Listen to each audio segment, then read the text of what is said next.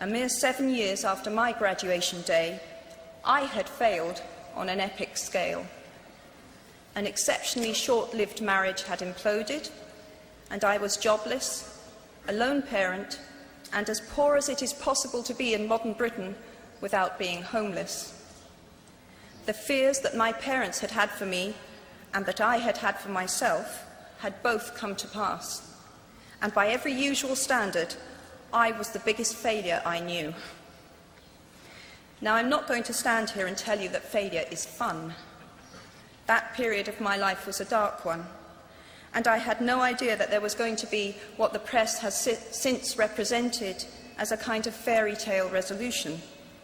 I had no idea then how far the tunnel extended, and for a long time, any light at the end of it was a hope rather than a reality. So why do I talk about the benefits of failure? Simply because failure meant a stripping away of the inessential. I stopped pretending to myself that I was anything other than what I was, and began to direct all my energy into finishing the only work that mattered to me. Had I really succeeded at anything else, I might never have found the determination to succeed in the one arena where I believed I truly belonged. I was set free because my greatest fear had been realized, and I was still alive, and I still had a daughter whom I adored, and I had an old typewriter and a big idea.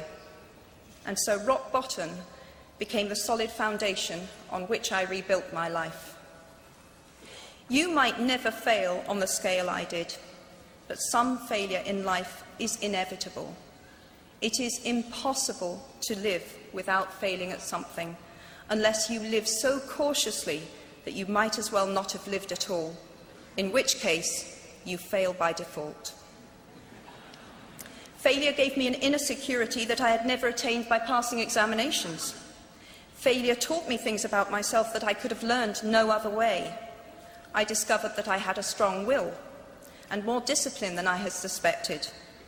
I also found out that I had friends whose value was truly above the price of rubies. The knowledge that you have emerged wiser and stronger from setbacks means that you are, ever after, secure in your ability to survive. You will never truly know yourself or the strength of your relationships until both have been tested by adversity. Such knowledge is a true gift.